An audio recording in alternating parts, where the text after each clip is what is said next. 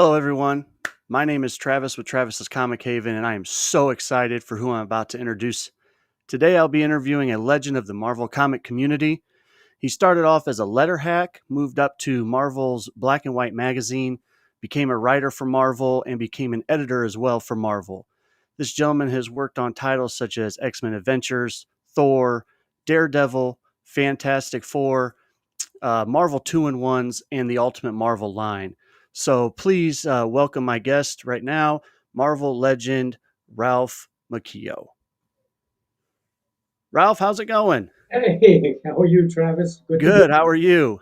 very good, thank you. Um, just want to preface this, everybody. If you have any questions for Ralph during the duration of this interview, please submit them. I will get notifications about those, and we will have a segment towards the end of the interview to answer your questions. Um, Ralph, could you tell us how you became interested in comics? Was there a particular title that sparked your interest in pursuing comic creation? No, there was no particular title. I'm a child of the '50s. I was born in 1951, which is dating myself, but that's okay. And so I began to read comics in the mid '50s, mid to late '50s. And at that time, there were no Marvel comics as we know them today with superheroes. They were doing Tales of Suspense, Strange Tales, Journey into Mystery, but they were all monster stories. So I looked at them on the stands, but I was a big reader of the comics that had superheroes, which at that time were the DC comics. So I would be reading the Julie Schwartz Flash and Green Lantern and Justice League and the Mort Weisinger Superman books. Now, how I actually got into comics, I uh, went to a day camp up here in New Jersey, and the Rockley Day Camp. And the kids up there during the lunch break, we all went inside. We had our cubby holes, and they would pull out comics, and most of them were Jimmy Olsen's, Lois Lane's, Superman, Justice League, things like that. And I wasn't reading comics at that time, and I noticed that they were reading them, they were exchanging them, and all.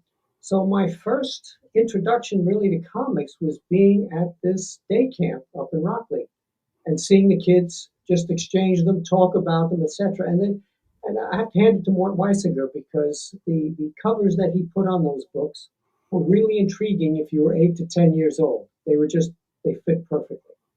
So that was how my interest in comics was sparked. And then when I went home, um, I would go to our local comic book. Well, it wasn't a local comic book store back then. We would go to the candy store. Down here, we had Dave's Candy Store in Crestskill or the Crest Spa. We'd go inside, and there would be a spinner rack. Spinner rack would go around, and you pull out the comics that you wanted. And that's how I got an interest in comics. And I stayed with the DC books even after the Marvel books came out. Even after the first issue of Fantastic Four came out in 1961, I looked at them and I still found myself pulled back to the DC books because there was something that was um, the Marvel books just didn't seem to have that polished quality that the DC books had at that time. It took a little while for me to get into them. So I would look at the first few issues of Spider-Man or Fantastic Four, and they didn't grab my attention. They just seemed, the New York City was kind of dirty looking and everything, and the panels were small in some of the books. So I still gravitated back to the DC books, but eventually I got into the Marvel universe and never left. And I kind of dropped the DC books after that. But during that late '50s, early '60s period, the DC books definitely fulfilled my comic book yearnings. I have to tell you. Now, during that time, did you have a favorite comic book or character at the time? I love the Flash and I love Green Lantern. And when those two characters, because back then Julie Schwartz actually did a connection between the two. Flash would guest star in a Green Lantern book, Green Lantern would guest star in a Flash book, and I just loved the two of them. The power of super speed just intrigued me, and I loved Green Lantern's power ring because it was like an Aladdin's lamp. You could do virtually anything you wanted with it. So those two characters, they were very colorful, And the story's drawn by Gil Kane, Green Lantern, and Carmine Infantino in The Flash, which is brilliantly illustrated. The stories by John Broome were great. So I just found that they just intrigued me. And then, of course, when everyone got together in the Justice League, that was also fantastic too. So I enjoyed all that stuff. And you hit it on it a little bit about comic shops. Comic shops were established in the late 60s and early 70s. Do you recall your first visit to an official comic shop? Yes, we had a comic book shop in the 1970s, I believe. There was in Tenafly, which is a town right adjacent to my hometown of Cresskill. And I remember walking in there and being surprised because there were just comic books in there. And the proprietor would talk about the books, and you'd see the Charlton books, the DC books, the Marvel books.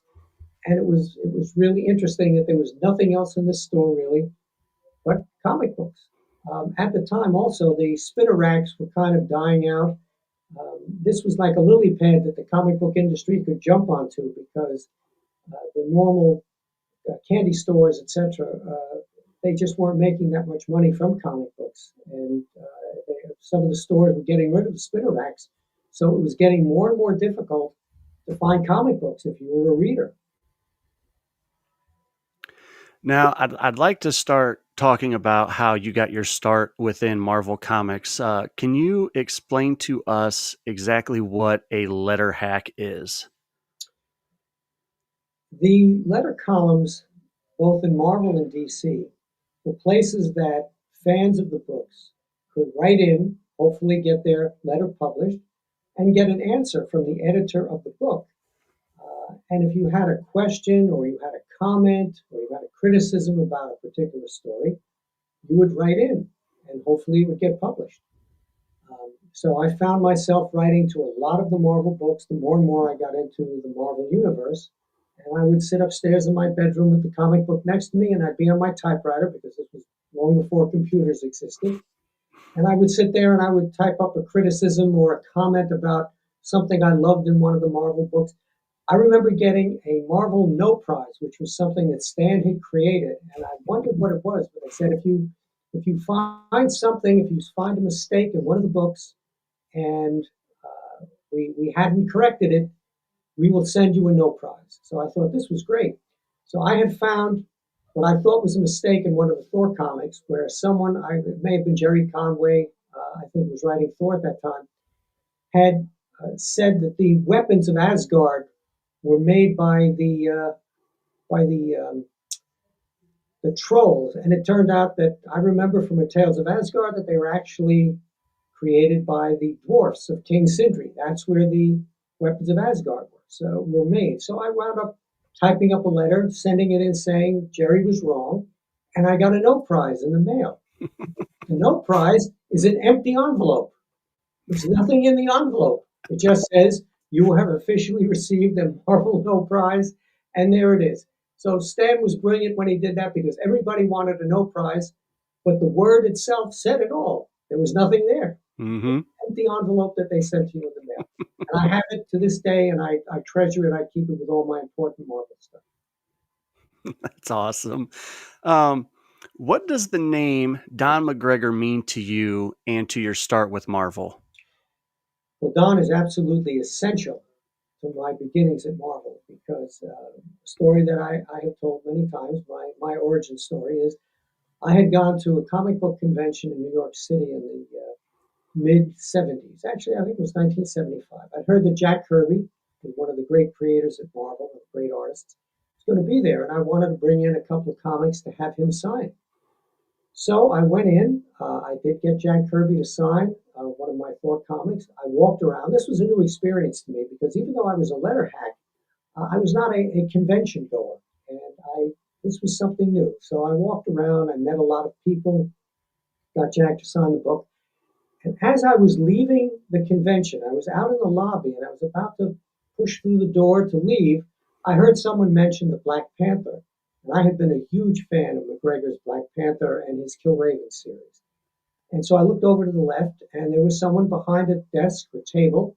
It looked like he was signing Black Panther comics. So I walked over to him and I found one. And I asked if he would sign it and if he'd make it out to Ralph Macchio. And he looked up and he says, "Hey, man, you're the guy that writes all those letters to the Panther and Kilraven and all that." So he was very excited too, and I was excited to meet him. And he kind of moved me over to the side. He says, "Hey, wait here." He goes, I'll take you back into the convention, and introduce you to some more people." So I was just kind of surprised at this. I was just going to get in my car and go home. So I went back into the convention with him. We met Howard Chaykin and a few other people. And then he asked me, he goes, "Would you like a tour of Marvel?" And I said, "Okay." I wasn't really doing anything, I was just hanging out. So he took me up to Marvel. I went up there and he showed me the offices. And this was all impromptu. This was nothing that we had rehearsed or planned or anything like that. So I was fascinated by walking around Marvel. And then Chris Claremont happened to be up there. And I'd also written a lot of letters because he was just starting on the X-Men. And of course, I Hmm. had my comments and critiques about what he was doing on X-Men. And Chris also remembered, he goes, "The guy writes a lot of letters to me on the X-Men books and also to Iron Fist," because he was writing Iron Fist at the time and I had a lot of things to say about that. So Chris said, he goes, "Ralph," he goes, "we have a fan magazine called Foom, which was Friends of Old Marvel." He said, "We've got an upcoming issue and it's going to be featuring Conan. And we're going to have somebody interview Roy Thomas, who, of course, was writing Conan at the time." He goes, he goes, "I know you can write." He goes, "How would you like to write an article on Conan and interview Roy at the same time?" So I said, "Sure." This was great. At the time, just parenthetically, I was going to graduate school and I was studying English, and I had planned, if the opportunity came up, I guess, to become an English teacher. However, at the time, there were very few jobs in teaching, so things were not looking good, and I just kept going to school trying to get my master's. So I thought, okay, this is great. So what happened was I left. I said goodbye to Don and to Chris, and I found out that Roy was going to be up at Marvel, and he would generally come up on Fridays because at that point he was planning to move out to the West Coast. He wanted to seek fame and fortune, I believe, in the films and movies, and so he would just come up on Friday to take care of business and things. But he was very busy, so I would go up to him each Friday and ask him if he could sit down and do the interview, and he seemed to be incredibly busy. So weeks would go by that I would come up to Marvel on Friday and Roy couldn't do the interview. But I figured while I'm up here just hanging out, I would talk to people. I would get involved with the other guys who were up there. And at the time, that would be Don McGregor and Doug Mensch and Steve Gerber and Steve Englehart. And all the guys who were writing or actually editing for Marvel at that time. They were assistant editors. And I got to know everybody. We'd go out to movies, we'd go out to dinner, and I sort of became one of the group, even though I wasn't officially working at Marvel. Well, at one point, a guy I've become very friendly with, John Warner, he was the assistant on Marvel's black and white magazine line, which back then consisted of Deadly Hands of Kung Fu, Marvel Preview, Doc Savage, a couple of others. And he was being promoted to the editor of that line because Archie Goodwin, who had formerly been the editor, was now going to become editor in chief of the company. So John asked me if I wanted to come on staff and become his assistant. So I went home and thought about it, and I said, "I'm being given the opportunity to get a job here. The teaching thing isn't going anywhere. I haven't got my master's degree, but I could pursue that on weekends. But it would be interesting maybe to take this job up at Marvel." So I agreed to do it. And that was in April of 1976, and I just never left. I stayed up there. And one thing that I should mention is that at that time, when you became an editor or an assistant up at Marvel, you weren't doing it as a career move. You would come on staff so that you would hopefully at some point get enough comics that would open up when a writer left that you could leave the staff and become the writer of those books. And that's how things happened back then with Steve Gerber and Steve Englehart and Don McGregor. Um, you would just stay on staff for a while, hopefully get enough comics, and then go off and write. Now, I was a little bit different because I am not really a solitary person, and I was not someone who is naturally a writer. I didn't like the solitary nature of writing. You have to sit by yourself. You have to think. You have to be in a room by yourself. And I can do it, but it's not comfortable for me. I much preferred being on staff. I liked going into Marvel. interacting with people, and I liked the editorial end of comics more than I did the writing end, because the writer is only involved with one aspect of the book, but the editor is involved with all aspects of the book. He's kind of the director behind the scenes pulling all the strings. So I said, while I'm up here on staff, even if a couple of comics come open, I'm not going to leave the staff. I just want to stay here and I want to kind of make a career out of this. And that's what I did. So that's my origin story. So going back to Black and White magazine and working alongside John Warner, what knowledge did you gain from John Warner working on that magazine?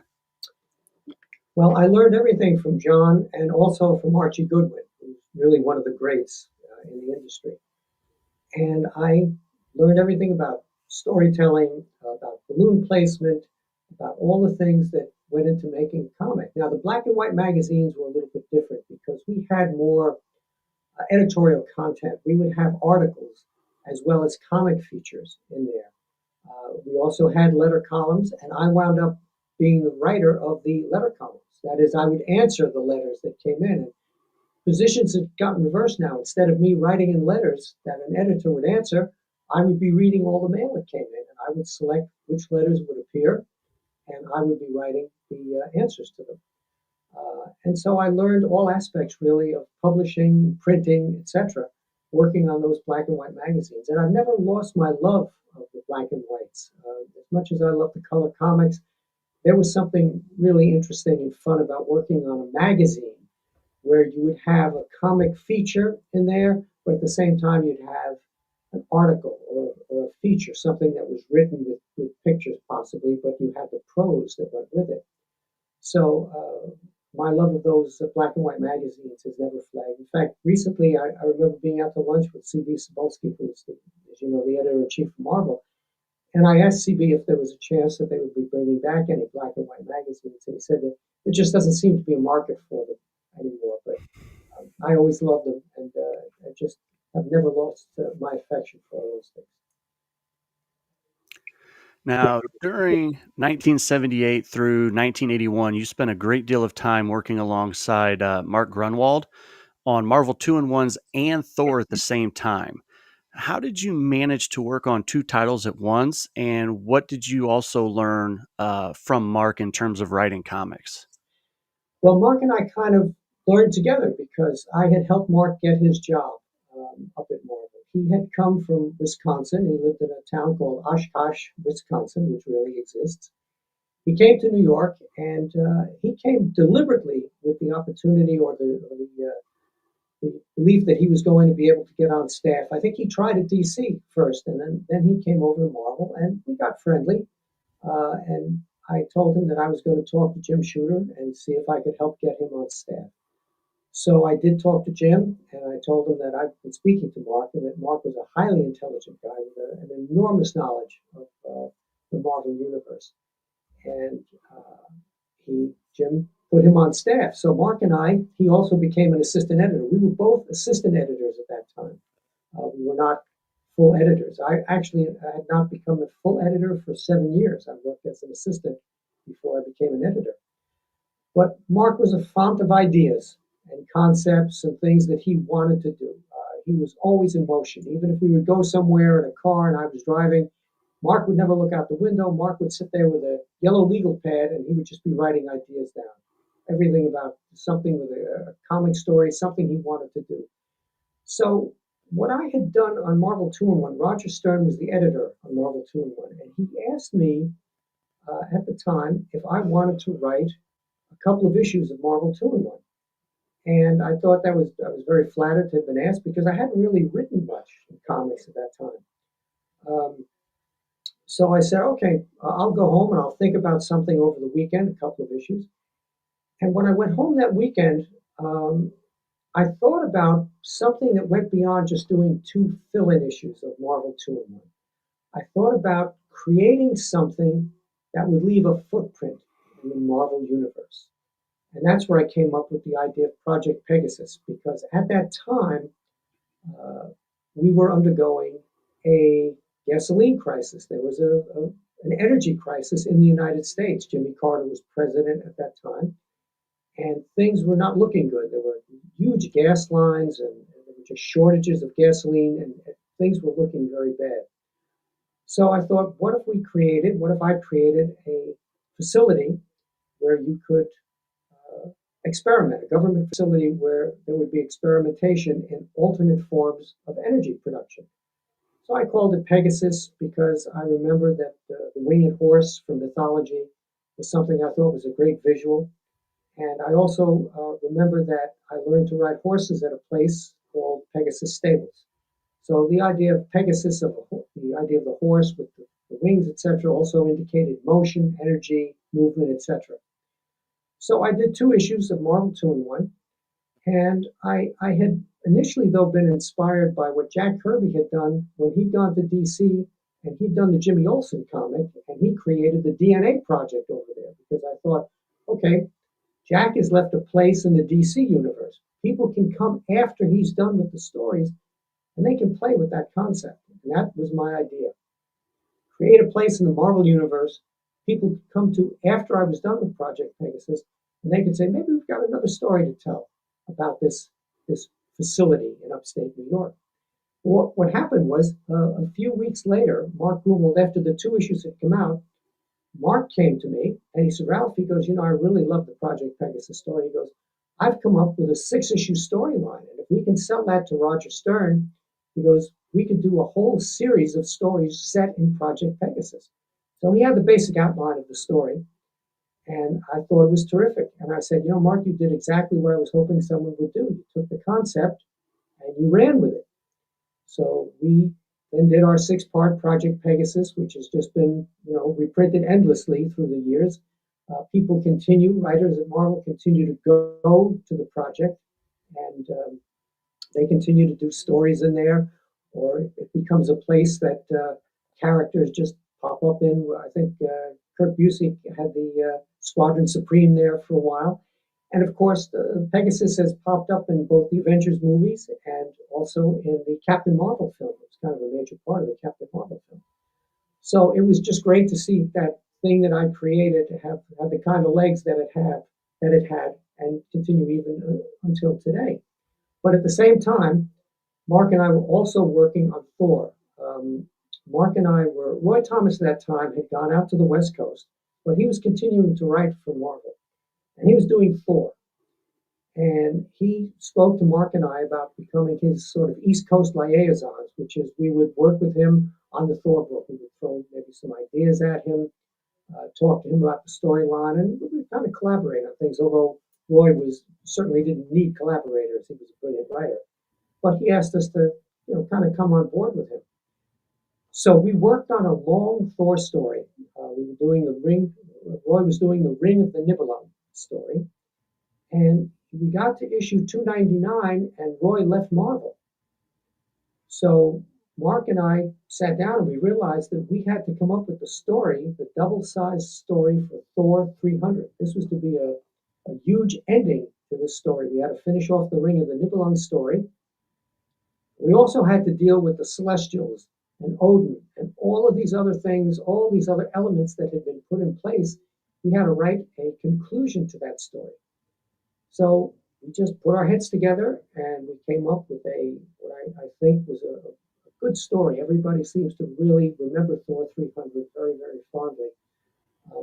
But I remember contacting our artist, Keith Pollard, because as I was going through our plot, I realized that to get the huge visuals that we wanted, double page spreads of the Celestials and Odin getting into the destroyer's armor and fighting them with the Odin sword and all these things that we had talked about, we needed huge visuals.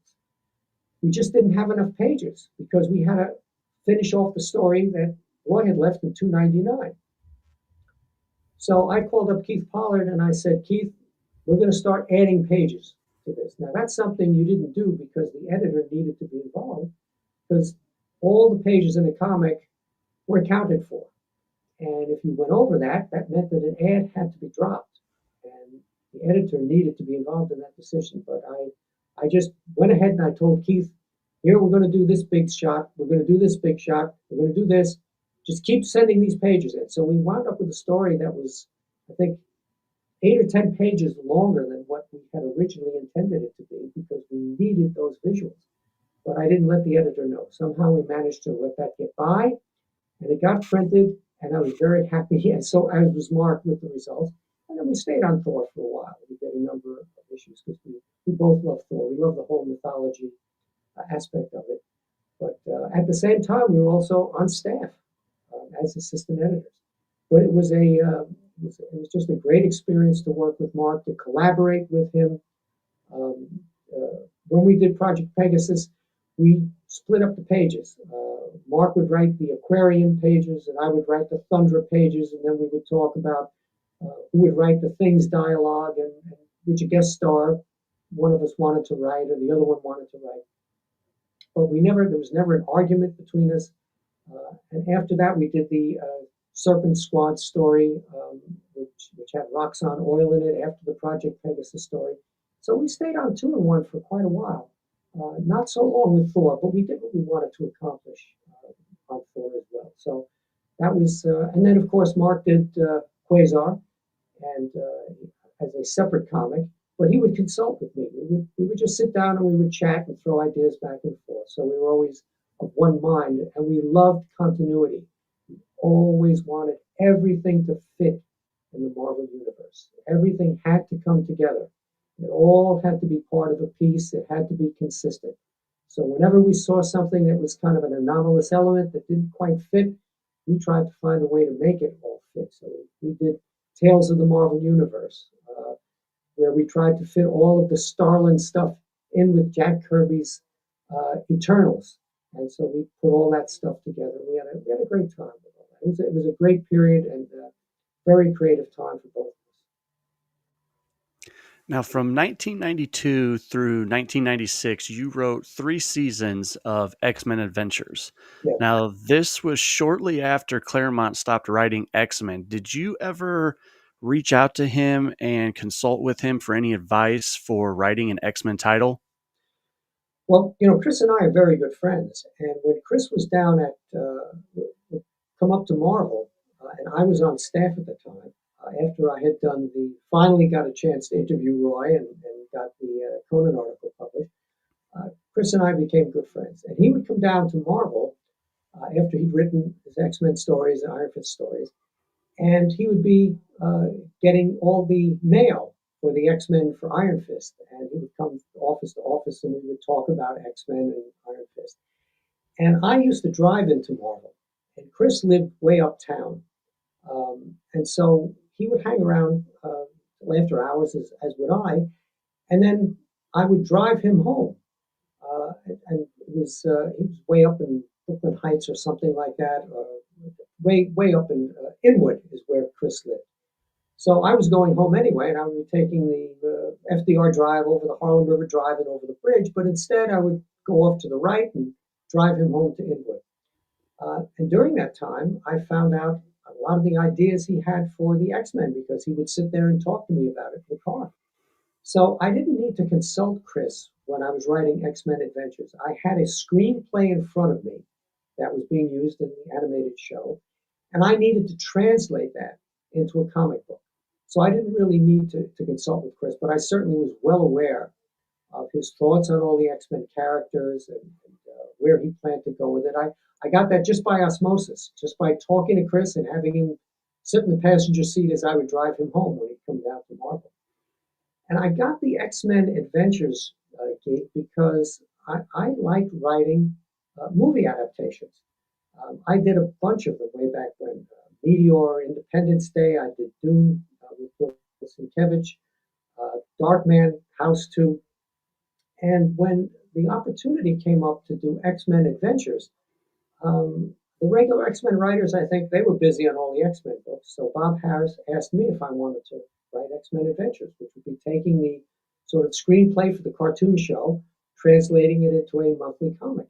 And I love doing it because I just found it a real challenge to take a screenplay, whether it was for a film or for a comic or for a animated show, and turning that into a comic book story. So I seemed to be the natural choice to do X-Men Adventures. And I did stay on that for years. In fact, Marvel just recently reprinted all of the X-Men adventures that I did in a single hardcover, and it was almost 1,000 pages. Mhm. And when Marvel sent that to me in the mail and I opened it up, I picked this gigantic tome up and I said, I can't believe that I wrote this many X-Men adventures. This thing is like a dictionary. But I had fun on every one of them. I think the writers of the show were terrific. I think they caught the characters perfectly. And the years that I wrote them, the comic, the X Men Adventures, were years that I really enjoyed writing. Now, what were some likes and some dislikes that you had working on that title, on that X-Men Adventures run? Travis, I can't really think of any dislikes. I found that the writers were really doing what needed to be done to make a very exciting animated show. I'll tell you, if there was one dislike, it was that I was limited to 22 pages. And when you have a half an hour animated show, obviously you had to truncate what you were doing, and you had to limit certain things. There were scenes that had to be cut out and scenes I couldn't use. So it was, if anything, chafed at me a little bit. It was just the fact that I wasn't able to put everything that was in an animated show into the comic book. But as far as the actual writing of it went, I would read the screenplay multiple times until I kind of knew it by heart. And then I would sit down and I would start figuring out, I would break down a plot page by page to see how it would all fit and how I could get the essential elements of that story that had been animated for television into my comic. Uh, I could have easily done twice that many pages with all the elements that they had in the television show. But that was really the only negative aspect. And touching more on your relationship with Chris Claremont, Yeah. um, can you elaborate on was there much of a culture shock at Marvel Comics when Claremont stepped away from writing X Men? Well, Chris had been so associated with the X Men for decades at that point Mhm. that I think, yes, there was kind of a shock. I know at the time that Jim Lee had come on the book as well, and he seemed to be, doing more and more on the book, co-plotting it really with Chris. And so I think when Chris stepped away, it wasn't quite as noticeable because there was a lot of attention being paid to, the new kid on the block, Jim Lee, and the brilliant artwork that he was doing.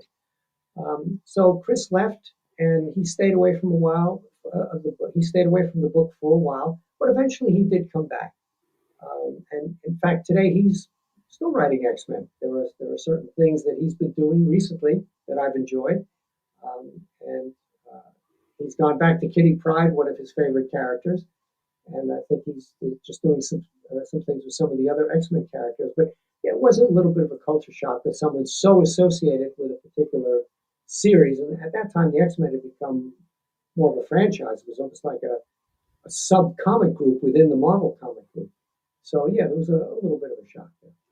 And then what was it like being at Marvel Comics? You have your set of guys that you've worked with for years, and you're all tight with each other per se, and then to have the new kids on the block come in with Jim Lee and Rob Liefeld and Todd McFarlane coming into Marvel. What kind of a shake up to Marvel did that bring?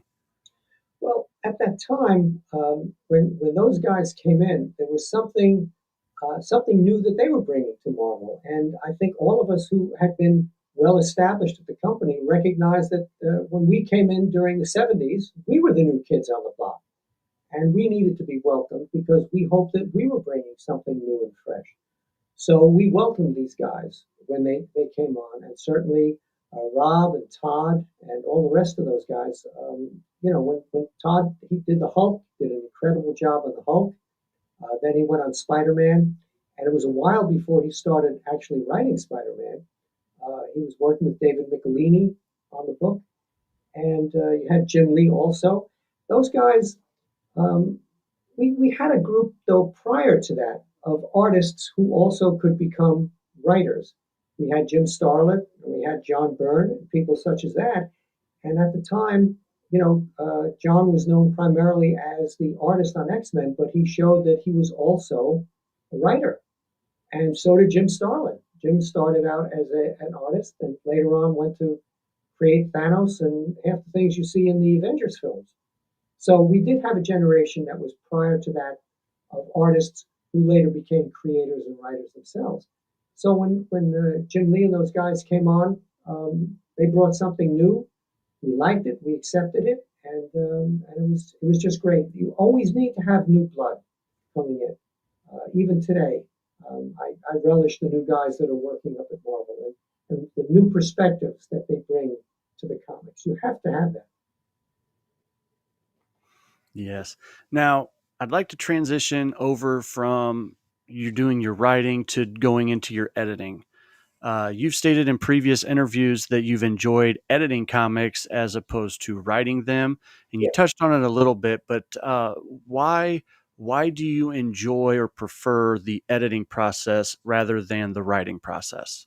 Well, as I had mentioned earlier, I liked the collaborative process. I liked the idea of being behind the scenes and working with an artist and working with a writer and really being involved in the entire mix of the comic rather than just a single aspect of it. So when you're a writer, no matter how much you contribute to the book, you're still just one aspect of it. You're the writer. You go off on your own and you come up with a story.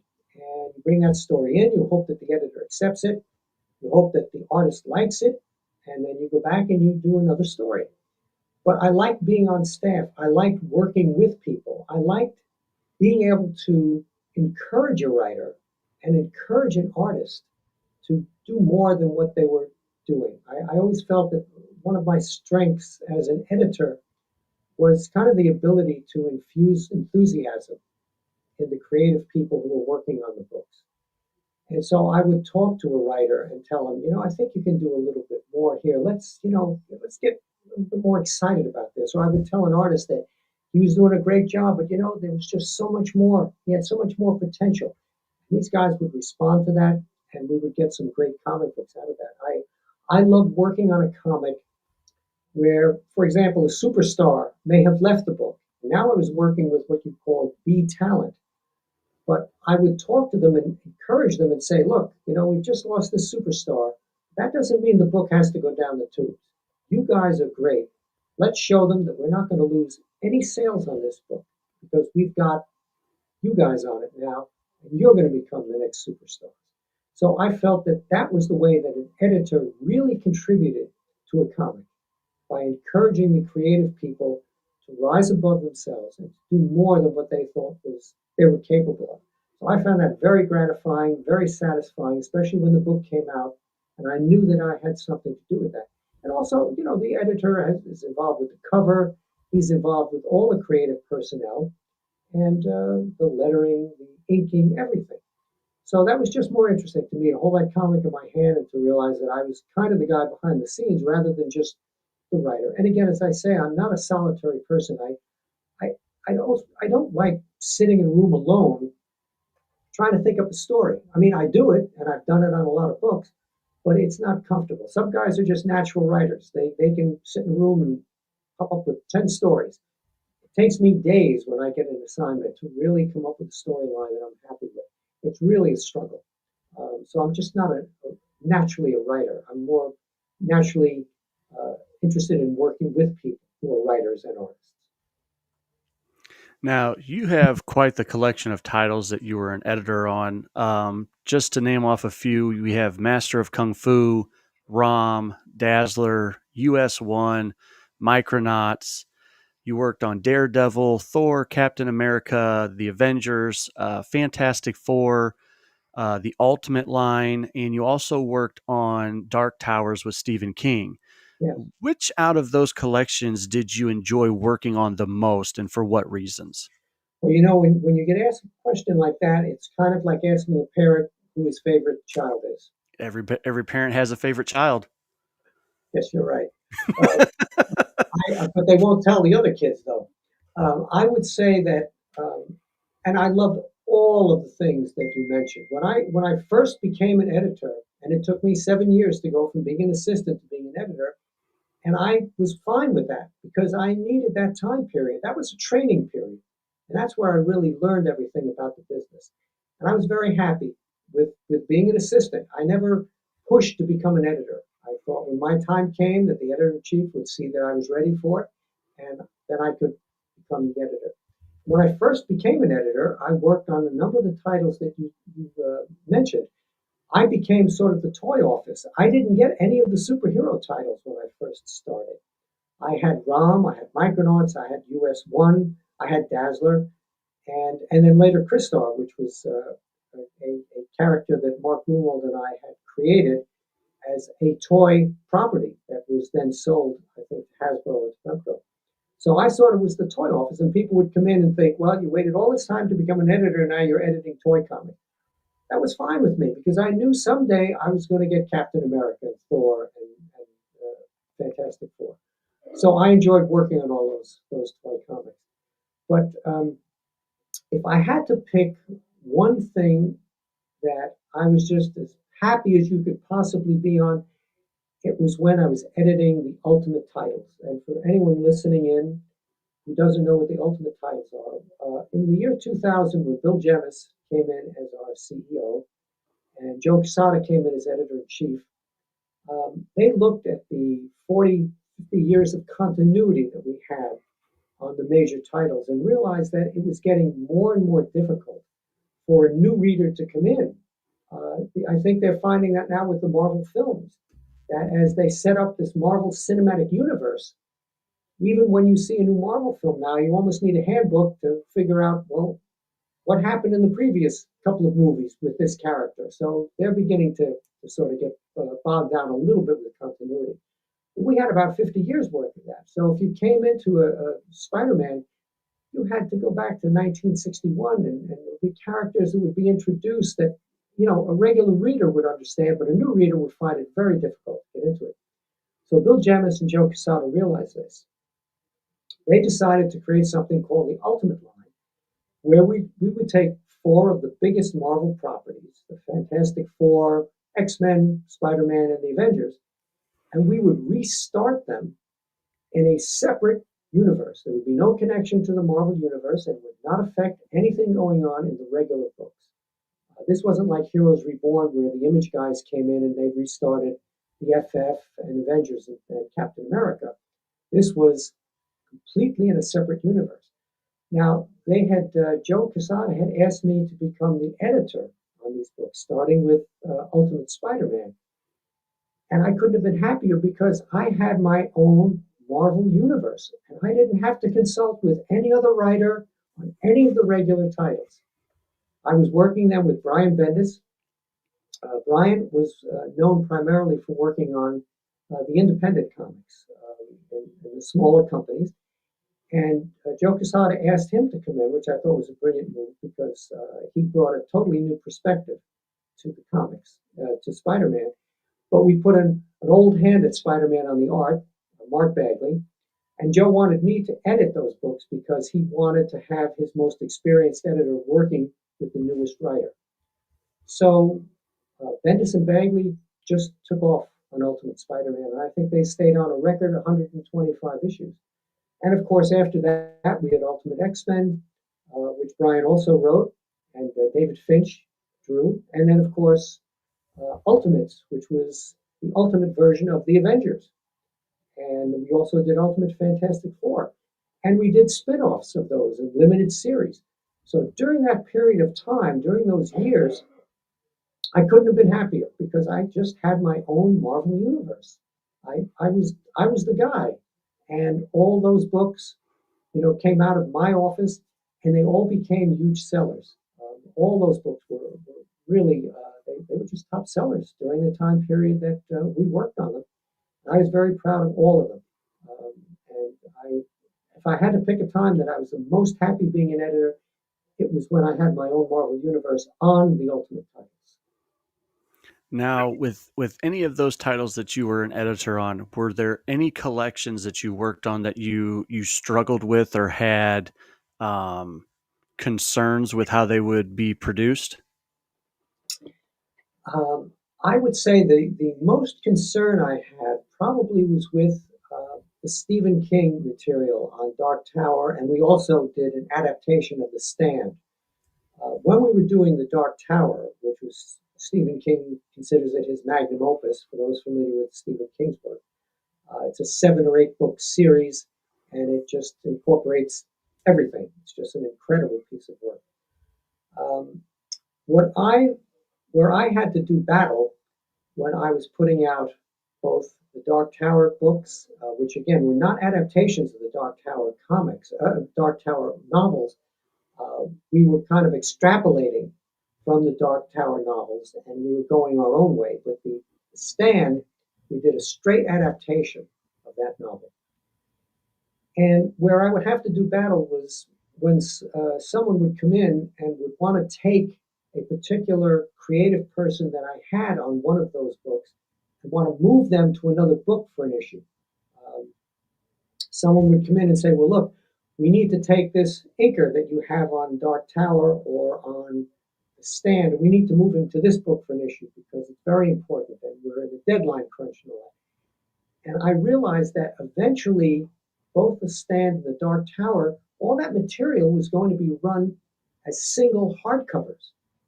And so if a reader picks that up, he's not just going to be reading a single issue of a comic and have to wait a month for the next issue. He was going to be flipping through 400 or 500 pages, almost like the novel itself. So if you had a creative personnel change, if it was a letter, for example, and you had a different font in that issue, that would show up and it would jar the reader and pull them out of the story. So it was vitally important to me that all of the creative people on both the Stand and on the Dark Tower remain intact. And so I had to fight a lot of battles, but I won them all. I was able to convince the powers that be that by taking anybody off the Stand or the Dark Tower, even if it was just for an issue, would mar the experience of a reader who was going to read the collected version of it, because that was almost like a novel. The way I explained it to them was I said, supposing you were reading The Stand, and all of a sudden you came to page 100, and the lettering font changed in the book. Suddenly, all the lettering was thick and big. I said, you'd be pulled right out of the story. You go, what's this? I said, that's what's going to happen if we start taking people away from one of these books and replacing them with someone else, even for an issue. The reader's just going to be jarred right out of the book going, this doesn't look, coloring looks different here. They're going to notice that. It needed to be seamless, and it was seamless. So I won all those fights. So that was one of the places I had real concern about collections. Now, another title that you were an editor on was the Daredevil run. Yeah. And we talked earlier about, you mentioned superstar creators and B-list creators. How was it working as an editor on Frank Miller's Daredevil? Well, I have a long history with Daredevil, and I love the character. He's my top 2 or 3 favorites. There's just something about him. I think Matt Murdock is probably the most alive character, even more than Peter Parker or Tony Stark. There's just something so human about Matt Murdock. There's just something about that guy. And when I was working first on Daredevil, I was Denny O'Neil's assistant. And Frank Miller uh, came on the book. And I remember Danny and Frank having all these discussions. And Frank, at that time, he was, a guy from Vermont. People think that he was an urban guy. He was from the inner city or something like that because of the way he wrote. But no, he was from Vermont. So I remember sitting there as an assistant and watching Denny and Frank work on the stories because originally Roger McKenzie was the writer on Daredevil when Frank came on as the artist. But eventually, Frank had so many ideas and he was this budding superstar that Roger was kind of moved off the book and Frank came on as both the writer and the artist. And he just exploded with ideas. He just had this way of approaching Daredevil. He seemed to understand the film noir characteristics of that world that Daredevil inhabited.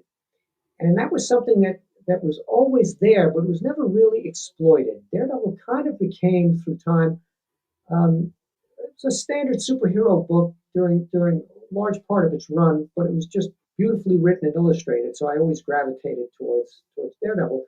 But the real film noir characteristics of the character, which were there in that very first issue, if you read that, what Stan Lee and Bill Everett had done, was really kind of a dark crime story. And Frank really exploited that. Frank went into that world of crime and bringing the Kingpin in as a villain, as opposed to having him be a Spider-Man villain. Now he was the Daredevil nemesis, and bringing in Elektra and all those other elements. And you could just see the genius at work here. Well, eventually, after Frank had left, Denny O'Neil took over as the writer of Daredevil, and I became the editor of Daredevil. And Denny stayed on for a good long run, and of course, Denny brought a film noir sensibility to it. The work he had done on Batman over at DC and all, certainly um, helped him here. And then Denny left the book, so now I was left with a situation where I had to find somebody. And so I thought, you know what? I'll just call Frank up, and I'll ask Frank. I bet you have more ideas for Daredevil, Frank. Why don't you come back and do something? So I just called Frank out of the blue, and I said, why don't we just do some kind of a story where we just tear Matt Murdock down, and you just come up with something that's all yours. You just do something that's going to be big for Daredevil. It's Frank Miller coming back. So Frank said, give me just a little time to think about this, Ralph, and he called me back, and he had come up with Born Again. That was all Frank's from beginning to end. And Born Again was just it was tearing Matt Murdock down, you know, to nothing, taking everything away from him. And the Kingpin became the major nemesis in there. And that was really, if you were going to give someone a Daredevil serial series, that 5 or 6 issues that would totally define the character, I would give them Born Again. I would say, these 5 or 6 issues, this is what the character is all about. And so Frank did a magnificent job. We had David Mazzucchelli on the art. Interestingly enough, Frank didn't draw that. David Mazzucchelli, who had been the artist when Denny O'Neil was doing the book, stayed on. And Frank and he had a wonderful collaboration. In fact, they went off after that and did Batman Year One, which also was highly heralded. So it was wonderful working with Frank on that. But then, when Frank left, after this explosion of ideas and concepts, and Born Again being so, everyone reading Born Again, everybody talking about Born Again. This was the book at Marvel, even with the X-Men being what they were, everybody was still talking about Daredevil at that time. Well, then I had to. You were talking about B-list creators. I needed to find a team that was going to follow Frank. And it wasn't easy because I would talk to people, and the standard response I would get was, I'm not going to follow Frank Miller. I'm not going to do that. What am I going to do? So I did find someone. I found Ann Nesenti. Ann Nesenti had come on staff at Marvel because she'd answered an ad in the paper. She was not a comic book person, Ann, but she took to it right away like a duck to water. Ann became a great editor at Marvel, and a great writer as well. And so I talked to Ann about coming on Daredevil to write it. And she wasn't intimidated by Frank's work on Daredevil at all. That was just, oh, okay, Frank Miller, so I'll come on. So I had my writer, and then I needed an artist. And I remember Virginia Ramita, who was at that time, she was the head of production. John Romita Sr. was the art director, and Virginia was also on staff. And Virginia and I got along famously. She came to me and told me that her son John was thinking of leaving the field. He had a bad experience on a title that he had been working on, and had gotten kind of demoralized, and he was just kind of losing interest in the field. And she told me, she goes, "You have to find something for him. You really got to find a book for this for my son." And I said, "You know what? I've got the book for him. This is the book that he can become who he wants to be. This is the book," and I've heard this from various creators and editors. It was on Daredevil that John Romita Jr. became the John Romita Jr. that we know. This was the guy who came out from under his father's shadow. And that was a wonderful thing. It was like kind of watching a caterpillar come out of the chrysalis as a butterfly. And John and Ann meshed. And now I had my B team that could follow Frank Miller. The great thing about it is that I think they did as good a job on the years that they worked on Daredevil as Frank or anyone else who worked on DD. And I was extremely proud of the way both of them developed, Ann as a writer and John as an artist on that book. Um, and then, of course, we had people that came after them. Dan Chichester came on with Scott McDaniel. That was another whole series of great comics. We did Fall from Grace, Tree of Knowledge. So my connection with Daredevil has been long and deep. And whether it was Frank or Denny or Ann or whoever, there's something magical about Matt Murdock and Daredevil. And of course, now we're watching my brother's house, watching the Born Again series with Charlie Cox and Vincent D'Onofrio, and it's just fantastic to see that after 40 years, that Born Again is now something big again. In fact, next year we'll be celebrating the 40th anniversary of the Born Again series in comics. So that's going to be something special, and hopefully Frank will show up at a lot of conventions and sign a lot of Born Again comics. So that's my connection with the bringing a B team on after the A team guy and not losing a head of steam on it.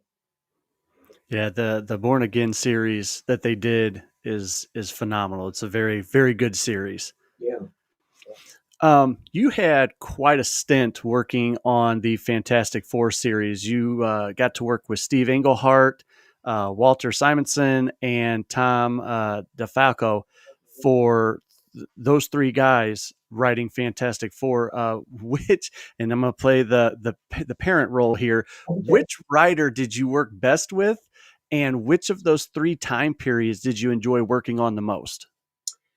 Well, again, you've asked me a loaded question because I'm friends with all three of the creators that you mentioned. It really is difficult to say. I did not put Steve on Fantastic Four. He stayed on for a while. Steve Englehart is a writer who I've admired for decades. I think he did a signature run with Marshall Rogers on Batman, his Doctor Strange at Marvel, his Avengers, his Captain America, just incredible runs. When he left, Tom DeFalco came on, and Tom did some very, very interesting things. Tom had a bit of a reputation as being a guy who came on and kind of did Stan Lee sort of things, but that wasn't true. Tom was a very innovative writer. What he and Ron Frenz did on Thor, they got rid of Thor. They brought in uh, Thunderstrike.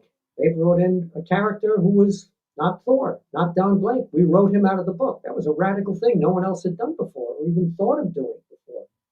Eric Masterson was the character, and he became Thunderstrike. So we didn't have Thor. We didn't have the Thunder God from Asgard. We had this guy.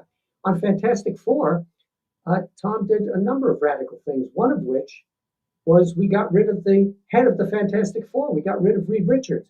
And we kept him out of the book for more than a year. Whenever you write a main character out of a series, people always go, okay, so he's gone for a few issues. It seems like he's dead. We're going to bring him back and all that. But Tom and I thought it would be a great idea if we actually got rid of the main character, the head of the Fantastic Four, Reed Richards, and kept him gone and kept him out of the book to the point where people began to believe, you know what, they're not going to bring Reed Richards back.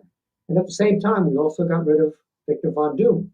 The two of them sort of, in a flash, disappeared together. And what Tom and I talked about and what we found so interesting was that you had a different group dynamic because Sue Storm now, the Invisible Woman, she became the head of the Fantastic Four. And you had a whole different group dynamic between the three of them.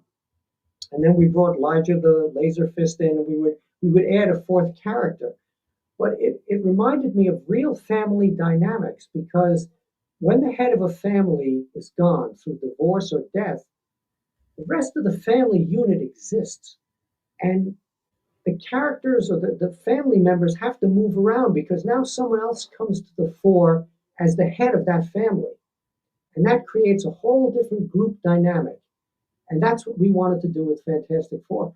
And people actually believed after a certain period of time that Reed Richards was not going to come back. And we teased that because there was a story that we did where everybody go, okay, now you're bringing Reed Richards back, and we didn't bring him back. We waited and waited, and we extended it as far as we could, and then we brought Reed back. But we also realized that that would also create friction because now Sue had been the head of that group, and now she was going to have to go back to being secondary to Reed. Just as if someone in a divorce or death comes back to that family after a year or two, the group dynamics have changed. Now it's supposed to go back to what it was. There's tension there, there's conflict there. So that's what we played with. So Tom, did a lot of radical things with Fantastic Four. But then when Tom left after a good long run, I talked to Walt Simonson because having worked with Walt on Thor, I had tremendous admiration for him. And Walt, again, another guy who started off as a penciler, as an artist, found that he could become a brilliant writer as well. And he certainly found his niche with Thor. Thor was always his favorite character, as he said many times. Well, I was at a party at Chris Claremont's house out in Brooklyn, and Walt was there.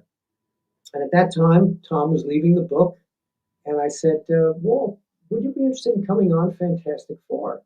And one of the reasons I wanted Walt on the book was because he was one of the few writers who could write Reed Richards authentically.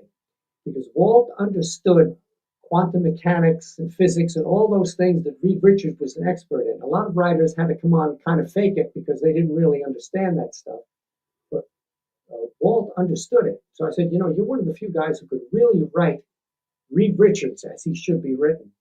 Walt thought about it for a while, and he agreed to come on. And he also had a great run. So it really would be tough for me to decide which one I most like working with. I love working with all those guys. But it was just interesting to, again, put Walt on a book and just watch him just kind of go to town. And I wish he'd stayed longer on the book, but he wasn't able to. Tom had a longer run. But Walt did some spectacular things in there. We had the Time Variance Authority got introduced in there, and which again is a big thing in the Marvel films today. So it was also just a lot of fun to work with Walt again. Now, during your time as a Marvel writer, was there an artist during your time period that you really wanted to work with but never got the chance to?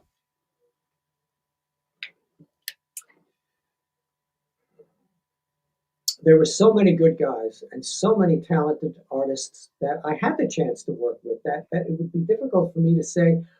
I guess um, as a writer, I think it would have been interesting to have worked with Steve Ditko, the master storyteller that he was. And certainly anybody in the world would want to have worked with Jack Kirby. But I had some interesting experiences with Steve Ditko. We talked earlier about where I learned the art of comic book storytelling from. And one person that I didn't want to leave out was Steve Ditko. I never worked with him on Spider-Man, of course. He was long gone from that series. But he did continue to work for Marvel, and he did a series. We did Indiana Jones. David Michelinie was the writer on that, and David did a fantastic job. And David would send his plot in, and Steve Ditko was the artist on it. So Steve would come into the office because he worked in New York. He was located locally. And he would come in and he would take the plot and he would go home and he would break the story down on sheets of paper as a storyboard, actually, before he'd go to the drawing. And he would come back into Marvel and he would sit down with me on the couch in my office. And page by page, he would show me the marks that he had made where he'd broken the story down and how he had solved various problems in the plot, certain transitions from one scene to another, certain ways of showing the character that he felt was important. And I realized as I was sitting there on the couch that I'm sitting there with one of the great storytellers in the history of comics. And he's showing me how he broke the story down. He could have gone off easily and just drawn the book and brought it in, and no one is not going to accept a Steve Ditko comic. But he sat down with me and he, on these yellow legal pad sheets or white notebook paper, he had broken that story down panel by panel and done little sketches in there. And I'm watching him and I'm looking at the plot and just absorbing it all. How this great artist writer himself was able to break a story down. And I learned a great deal about the economy of storytelling in comics from sitting there on that couch with Steve issue after issue and watching him solve problems in these storytelling. It was just a great experience. And then who were some of the artists that you enjoyed working with? I don't need you to just pick one, just rattle off a few that you appreciated their artwork and you it was just a complete joy to work with. Well, I would say on 2-in-1, it was certainly George Perez, and then John Byrne, because on the Project Pegasus story, we had George doing the first. George did the second three issues. John Byrne did the first three. When I first did the two issues that introduced Project Pegasus, we had Sal Buscema on there, and then John Byrne did the second one. I was also, and I love working with those guys. They were friends, so it was just great. I had Mark Grunwald and George Perez and John Byrne, and it was just a great collaborative process. On the Avengers, because there was a period of time that, in addition to editing the Avengers, I had written the Avengers. I worked with John Buscema, one of the great storytellers ever in the history of comics, right up there with Jack Kirby and Steve Ditko, one of the greats. And I would do my plot, and John would go off and he would do breakdowns, he would do the layouts, and Tom Palmer would come in and he would do the finishes, he would do the inks on it to finish it and give it that polish. And again, it was a learning process for me because even though at that point I'd been in comics 10 or 15 years when I was writing the Avengers, um, I watched how a great artist could take my story and would break it down and do things with it that I hadn't thought of. And I was just amazed because at that time, you didn't write a full script. Now, pretty much at Marvel, you do a full script, which is the artist gets all of the dialogue and the scene descriptions from the writer, panel by panel. Back then, we did what was called the Marvel style, where you would do a basic breakdown of the plot. You'd say, okay, in this page, this happens, but you didn't write the dialogue, and you kind of left a lot of it up to the artist, which I think was a great system. Stan pioneered that, but he pioneered that out of necessity because he was writing so many books. He couldn't sit there and write full scripts all the time. So working with John Buscema, I used to pinch myself and go, I'm writing the Avengers. John Buscema is drawing this, and Tom Palmer is inking this. What could be better? And the issues that I was able to do, Roger Stern plotted a couple, and then I took over and actually plotted a bunch myself and scripted them. But I would get the pages, and I would write dialogue, and then I just was inspired by the artwork that was coming in. I think I wrote some of my best stuff in Avengers because I was working with an artist of John's caliber. And I also worked with John as an editor on a good number of projects too, because I love John's artwork, and we kind of bonded as well. John was just a great guy, and has been sorely missed in the years that he's been gone. So yes, that was a lot of fun for me. And you touched on it a little bit, but my next question piggybacks off of the previous question is when you were writing and you did your plots and you submitted it to the artist, how did you two collaborate with one another to really get what you envisioned for your story? Well, first, before it went to the artist, it would go to the editor. The editor had to approve a plot. And I was lucky and fortunate enough to work with some great editors at the time. Roger Stern, Jim Salicrup, guys who were very experienced in the field, and later Bob Hall when I was writing Doctor Strange. Um, and they would work out any difficulties in the plot. And if it was someone that I was friendly with, such as George or John or whatever, we would talk after they received the plot. I would give John a call or George a call, and I'd say, could you emphasize this particular scene, or is there something about this scene that doesn't work for you? Because I was very happy to change it. And Mark, again, going along with me, it was the same thing. So in that collaborative process, it wasn't just sending something out to a nameless artist and getting pencils back. We would talk in addition to sending them the plot, we would sit down and discuss it before they would actually draw it. So we would both get what we wanted. Both the artist and the writer would get exactly what they wanted. And I always thought about the visuals.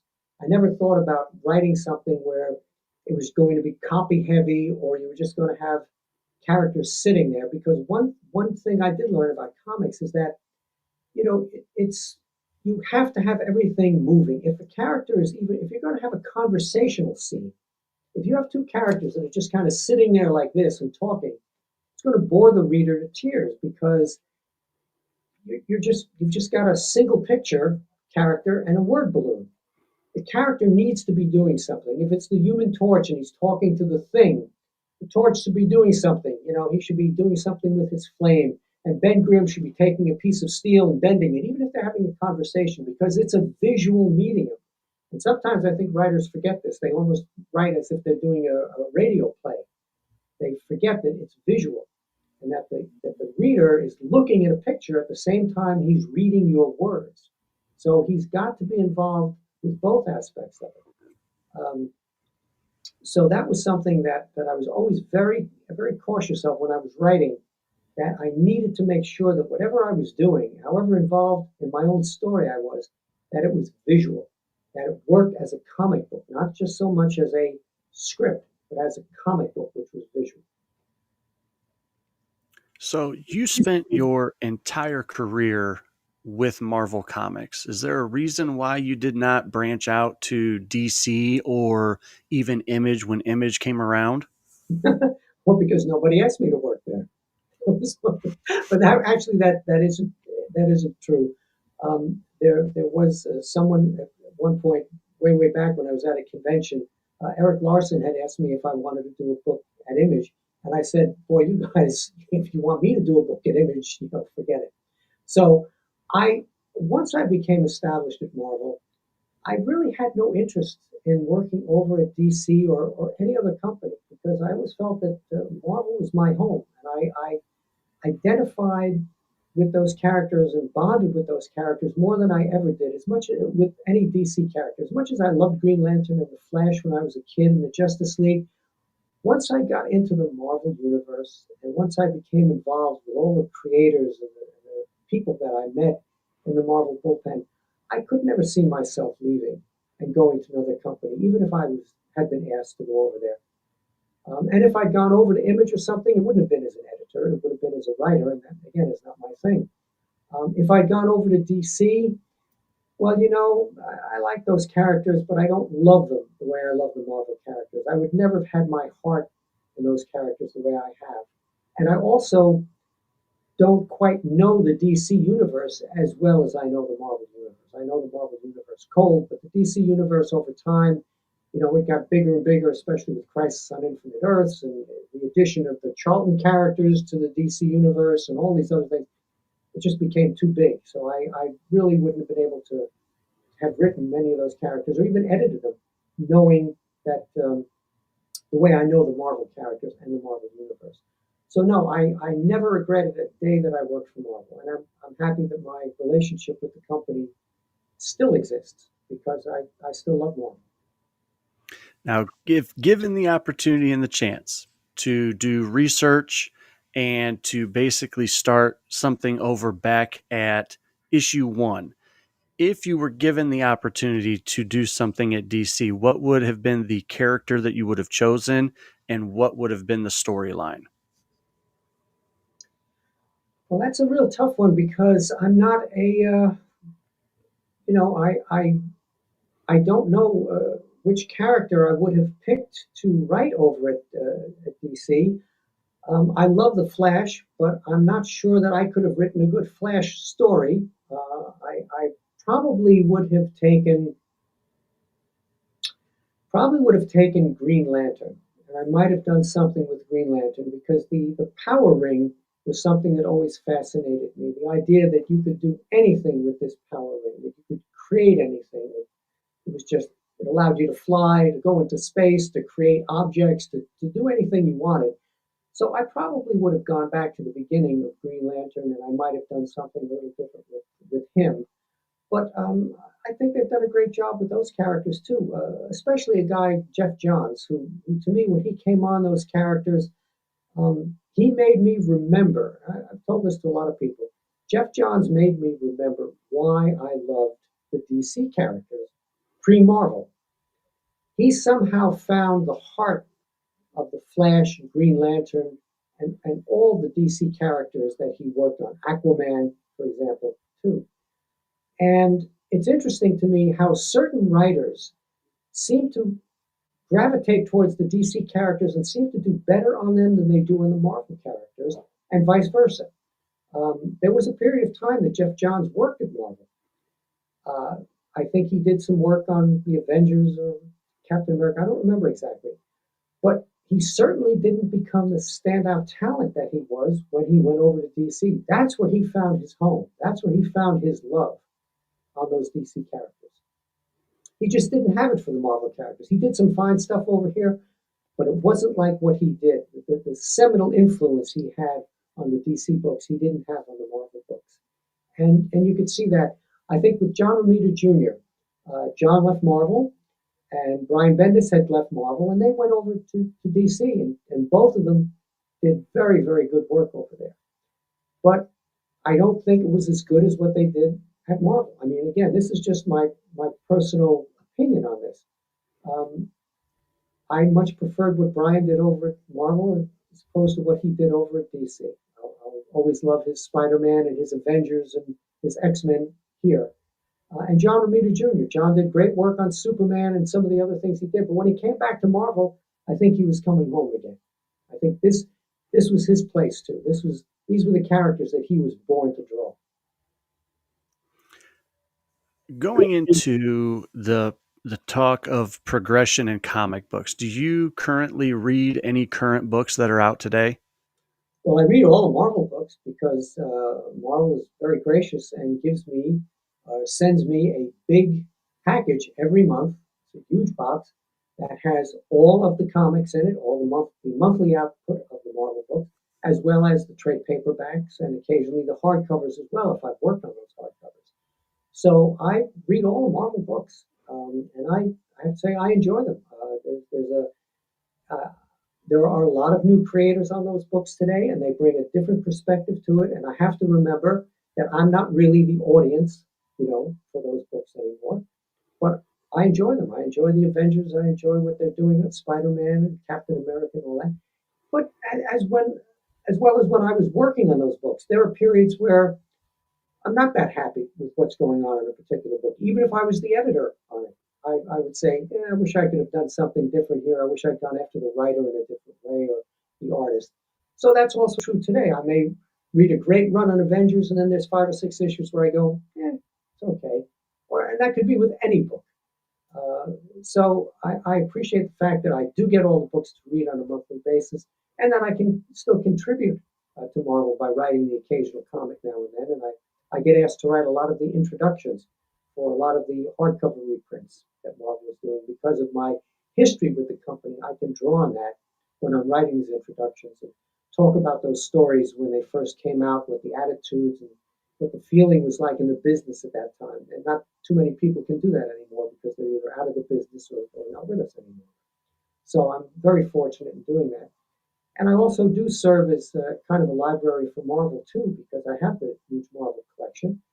And through the years, Marvel has taken many of my books and they have screened them and they have used them in many of the reprints. If you look at any of the reprints in the Masterworks or the omnibuses or any of the other editions, the Epic collections, you'll see there's like a thank you to Ralph Macchio at the bottom, and that's usually because I've given them those books to use for reprints. So this way they don't have to go out and buy them or even look in their own library, which I know is kind of spotty.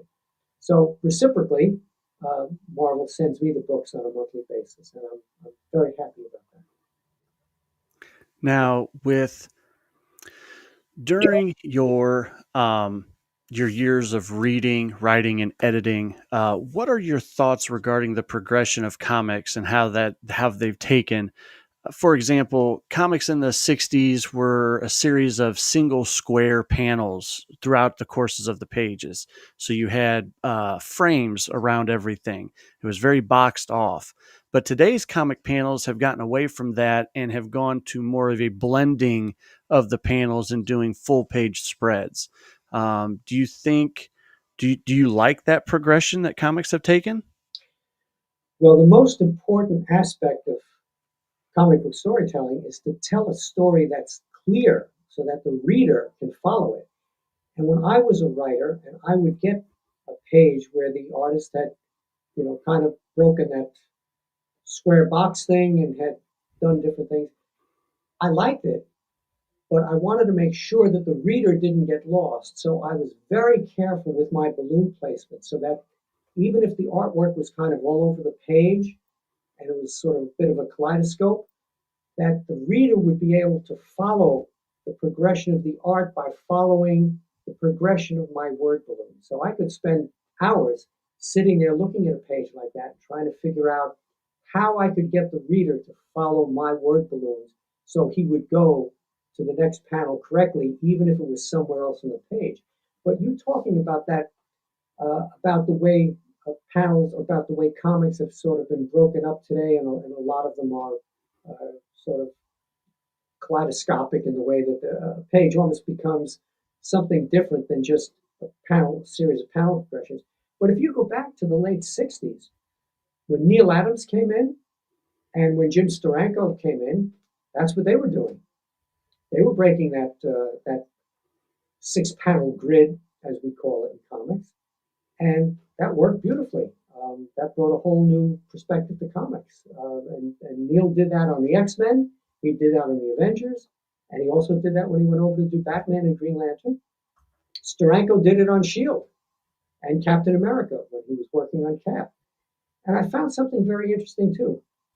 If you go back to the 1940s and you look at some of the comics back then, if you look at the Joe Simon, Jack Kirby, Captain Americas from back then, you'll see that characters are always emerging from the panels. That the six panel grid really was sort of a creation of the 50s or 60s because back then Jack was doing crazy stuff with the artwork. And panels characters would step from one panel into the other. They would break the wall of the panel and move into the next panel. Um, Panels were kind of moved around. There would be big figures on the left side of the page, and then there would be four or five panels on the other side, so the page would almost look like a photograph or a piece of artwork that was more than just six panels. So that was actually going on. If you look back at the 1940s, that was going on back then.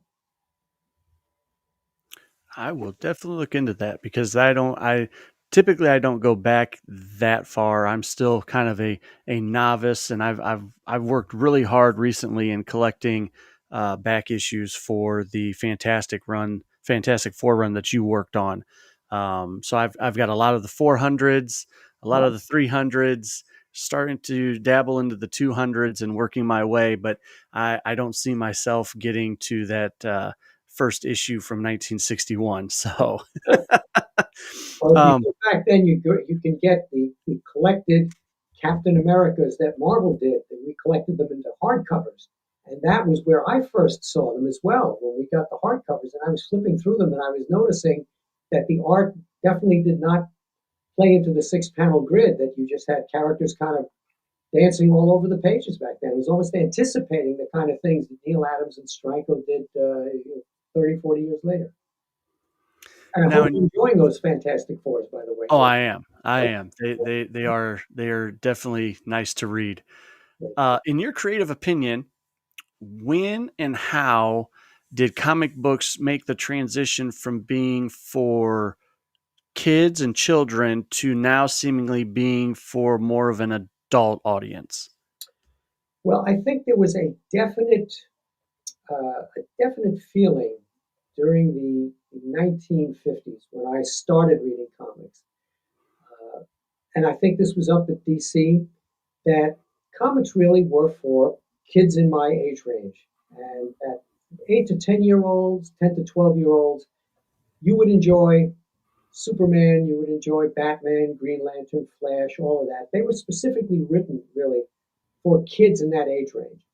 Um, when Stan Lee came in the 1960s, there was a push to do things more sophisticated. Dialogue became more sophisticated. The storylines became more sophisticated. DC eventually started to do that too. But up until that point, because you had the Comics Code Authority that came in the 50s, because comics had almost gone out of business due to the Kefauver Senate hearings, where Kefauver, the senator, wanted to make a name for himself. So he had these Senate hearings where he was trying to prove that comic books created juvenile delinquency. Later on it was rock music that was responsible for juvenile delinquency, and they almost put the entire comic book business out of business. Um, so that led to the creation of the Comics Code and the feeling that we really need to do kind of sanitized comics for kids. That's the way it went. And that went for quite some time. But if you remember, back in the 60s, as the storylines got to be more sophisticated and we got more deeply into continuity at Marvel, particularly, Stan did a couple of issues of Spider Man where one of the supporting characters, Harry Osborn, had gotten hooked on pills and he almost walked off the edge of a building. And according to the Comics Code Authority, there could be no mention of drugs, negative or positive. And I remember correctly reading transcripts of things where Stan said that he just, he felt that we were saying something very positive about the use of drugs because at that time it was becoming something prevalent with college students during the 60s, to use marijuana, hallucinogens, pills, whatever. And so Stan said, we're going to publish those issues of Spider-Man regardless of whether the Comics Code Authority seal is on it. And I think that broke a little bit. I think that was something that, showing that top guy in the business could go out there and put out a couple of issues without the Comics Code seal on it because he was telling a story with a serious, important impact. It was a very topical issue. And we weren't saying it was great to take drugs. He was saying, this is what happens if you get hooked on pills. But the Comics Code Authority just didn't want to hear about it. So Stan went and published those two issues. And I think that created the first crack and fissure in the whole idea of the Comics Code Authority. And then later on, it did get kind of abandoned. I think when Bill Jemas came in, we just sort of dropped it entirely. Now, with the work of the Marvel Cinematic Universe bringing comic book characters to life on a silver screen, Yes. who do you think has had the biggest impact in terms of sales? Did comic books help the movies grow, or did the movies help shine a bigger light on the comic book community itself? I would have to say that as the Marvel Cinematic Universe grew, the people that I run across in my daily life who are intrigued by me being at Marvel, because all you have to do now is mention the name Marvel, and somebody will pop up and want to find out all about what you did up at Marvel, etc. The main interest seems to be with the films. The comic book audience is a certain amount of people, but the movie audience, the film audience, is just worldwide. It's gigantic. And so I would have to say that I think over time, probably the films have had a greater impact on the books. But if you go back to the original Iron Man with Robert Downey Jr., and even before that, a lot of people have forgotten that the first real Marvel movie was Blade with Wesley Snipes. That preceded Iron Man. Now, Blade was a second string character that Marv Wolfman had created in Dracula. And the Dracula comic was a great comic, but it wasn't a huge seller. And he created Blade in there, who was a vampire hunter, an African American character, and he just had these throwing blades that he used. And I remember when Blade came out that our CEO at the time was sort of horrified that this was a Marvel movie, and this is what we were leading off with was Blade, a vampire character. So he wanted all of references to Marvel sort of being taken off the film. And I remember that Wesley Snipes wanted to play the Black Panther, wasn't able to, and I think that's when he went to Blade. Of course, we know what happened later with the Black Panther. Um, so I do think that I was one of the people who was fortunate enough to have gone out to the coast in 2008 and to sit down with Jon Favreau. And this was when he was working on Iron Man. This was when he was working on the screenplay and all of that. And they hadn't cast anybody in Iron Man yet, but they wanted to stay true to the source material. One of the big mistakes that I think previous versions of comic book characters had been made by the producers or the directors, whatever, they laughed at the source material. They thought they were better than the source material. Well, we're taking these sort of silly comic book things and we're going to make a great movie out of it. And they would just lose the source material entirely. They'd lose the relationship between the characters. You can't do that. What Jon Favreau did and what Kevin Feige did was they retained the importance of the source material. And that, I think, is key to why the Marvel Cinematic Universe has been so successful because they dealt with the characterizations and with the villains and all. And they tried to make it very much like the comics. Oh, they did the important translation from one medium to another, which you have to do. But Jon Favreau wanted to know what we thought of Tony Stark. He was genuinely interested. He was sitting there at a table with a yellow legal pad and he was writing things down. And I could tell at that point, even before they cast anybody, and at that time they wanted Tom Cruise, I remember, was going to be Tony Stark. Nobody really wanted Robert Downey except Jon Favreau had the belief that he would be great. And I remember Jon Favreau asking us at the table, there were a group of us editors, they'd flown out to the coast to sit with him for a week. And he kind of asked us, what do you think of Tony Stark? Who do you think Tony Stark is? He just wanted us to give that to him off the cuff. And I remember I thought about it and I said, Tony Stark is a man who has everything, and he's a man who has nothing. And I was thinking about him as a public figure. Everybody loved Tony Stark because he was a multimillionaire. He got all the girls. He ran a big company. He was, revered around the world. But if you could see him behind the scenes, you would see that he was not a happy man. And he had a piece of shrapnel that was near his heart that could kill him at any time. So when I say he's a man who had everything, he was also a man who had nothing. And that line got used in the film. And I remember when I saw the movie, I said, hey, I came up with that. That was great. Actually, it wasn't Tony Stark who said that. It was when he was in the cave in that first movie and they were building the first Iron Man suit of armor. There was a guy who was sitting there talking to Stark, and he tells me, he goes, so Tony Stark is a man who has everything and a man who has nothing. So I was very pleased with that made it into the film.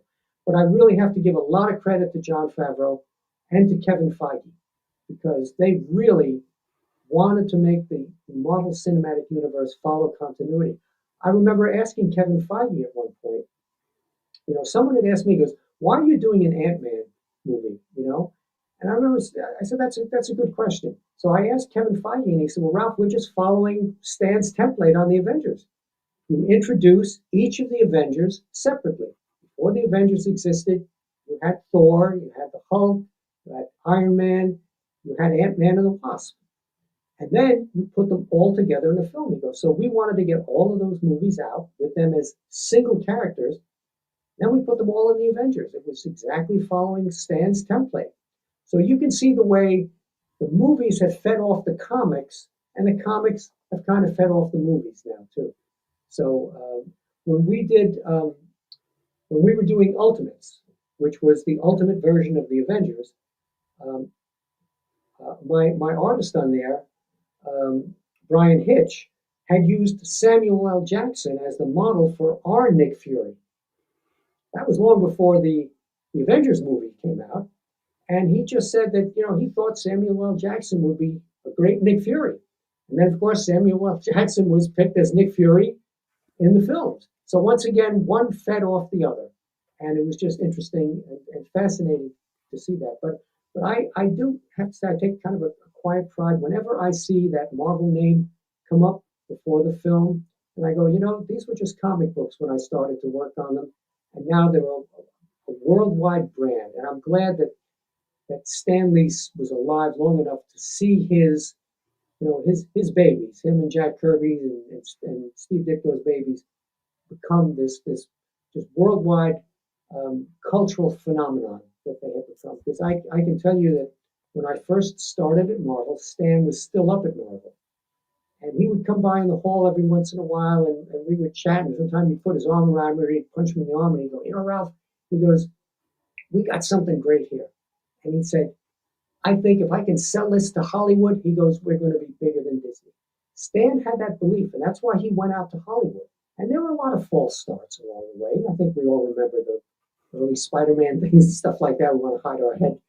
But Stan had faith in what he and Jack and Steve and others had created. And I remember him telling me one time, he goes, "You could be bigger than Disney with this, you know." And I'm glad that he lived long enough to see it all happen and to get the cameo in those Marvel cinematic So after your films. retirement and then to this day, looking back on your career, what do you think has been your greatest achievement? I would say just lasting at Marvel for 35 years was probably my greatest achievement because I stayed on staff. Now, again, I'm not retired. I left staff in 2011, but I've maintained my relationship with Marvel and I've done consulting editing for the Conan books when they brought the Conan books back to Marvel. I also worked on some of the Spider-Man stuff when they were bringing back the clone. Nick Lowe asked me to come on as a consulting editor. And I've consistently written comics for Marvel as well. Not a series, but I've written a series of one-shots. And also, again, I do a lot of the introductions and all that. So I retired from the staff rather than retired from Marvel. But I stayed on staff for 35 years, which is next to Stan is still the record. Although Tom Brevoort is catching up to me, and I know he wants to pass me by. I'm sure that's in the back of his mind. He wants to be the next guy. Um, but I would say that just being able to stay at Marvel, and I don't say that facetiously because we went through a lot of periods at Marvel where two-thirds of the staff were let go. We called it Marvel Cution. I mean, there were periods of time where we had either a downturn in sales or the company had been sold or things were just not looking good, that a large part of the staff was let go. And I was very fortunate in not being one of them because they could have happened at any time. And when people have asked me, how is it that you were able to survive all those decades at Marvel, Ralph, when so many people were let go? My answer, and again, I don't mean this facetiously, is you would have to ask the people who didn't fire me. I was just doing my job. I didn't do anything special up there, not to be let go with everyone else. I just did what I wanted to do, tried to put out the best comics that I could through the years, and try to be faithful to the characters as an editor and as a writer. And if the editor in chief at the time or the president of the company felt that I was delivering something good, that's why they kept me on. But I can't tell you why I was not let go with large parts of the staff during these various downturns. But I would say that my greatest achievement is just having been able to stay on staff for 35 years. And then for anyone who is watching who has aspirations of getting into the comic book industry, what is some advice that you'd like to share with them? The most important advice I could give, and I've given this at some of the conventions I've been at recently because I've been asked that question by people who come up and have artwork they'd like to show you or scripts, is that you need never to be discouraged. No matter how many rejections you get, go back and keep at it. One of the mistakes I think that people have made, there was a period of time when we used to look at portfolios at conventions. People would come in, and it was an opportunity for aspiring artists to show their work to Marvel editors. And if we saw something really good, we could take that person's name and number, and eventually they might get a backup series, and eventually, might become a regular Marvel artist. I think Mark Bagley got into Marvel by being part of some sort of Marvel contest or something like that. But I remember that one of the mistakes that people would make when they were showing their artwork was they expected to get glowing praise for what they did. And when we would criticize what they were doing, What they would say then is, well, you use so and so, my stuff is as good as his. And that's the wrong thing to say. Because what they would do is they would look at the least artist that we had at Marvel, at the lesser talent, and think, well, my stuff is as good as that, so Marvel should hire me. But that's not how you look at it. You need to try to aspire to be as good as John Buscema, as good as Jack Kirby or Jim Starlin, not the least artist that we have at Marvel and think you're just good enough to sneak in.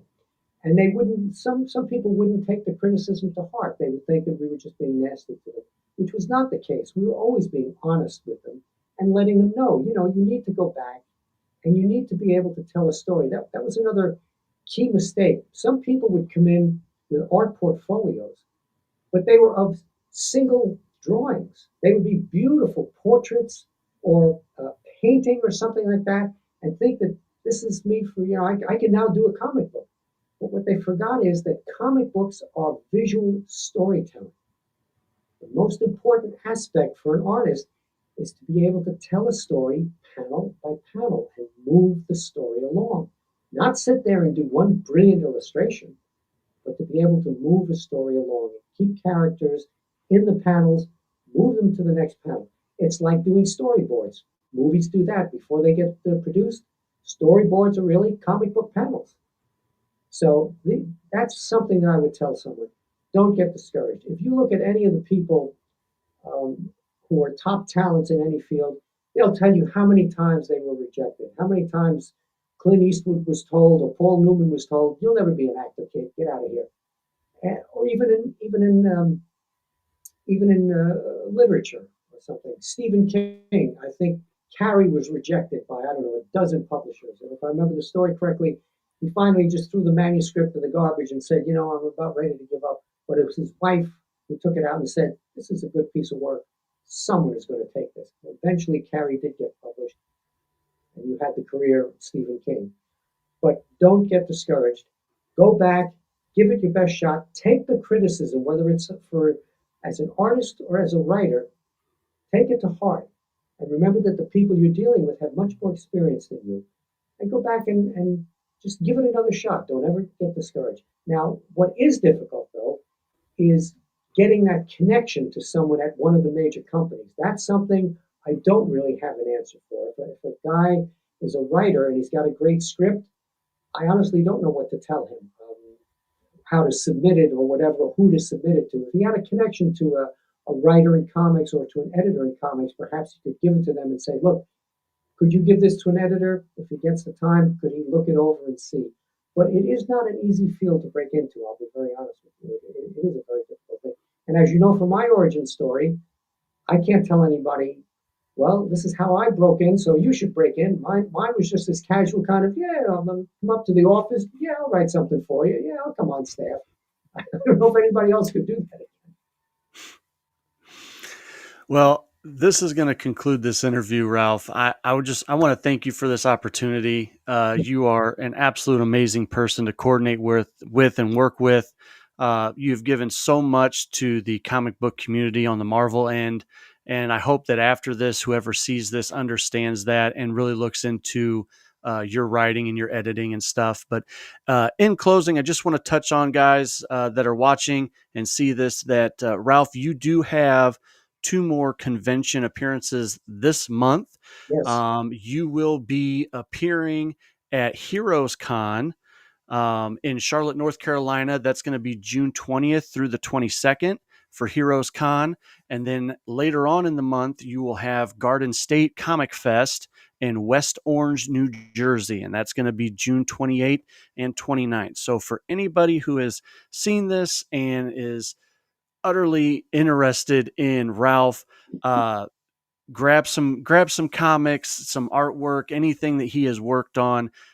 Definitely go find him at these conventions and talk to him and introduce yourself. He is a gentleman and a scholar to be around and to work with. So I thank you, Ralph, and I hope you have a good couple conventions coming up. I will, and just before we close, I would like to say one final thing too. I'd like to say a personal thank you to my brother Michael, because if it wasn't for him, we wouldn't have been able to be set up here or any of the other podcasts that I've done. It's because of his technical knowledge. And he's a much more talented person than I am. I can only do this. As I've often told people, if I wasn't in the comics gig, I'd be standing in front of the Port Authority bus terminal with the cup and pencils and the dark glasses looking for handouts. My brother can play multiple musical instruments. He can do all kinds of technical things. And I got to thank his wife, Jill, too, because she's the power behind the throne. So both of them, if it wasn't for them, I wouldn't be able to be sitting here talking to you. So there we go. That's my personal thanks to my brother Mike. Thank you, Mike. Thank you, Ralph, and enjoy your conventions. Thanks for tuning in, everybody. Thank you, Travis. Great talking to you.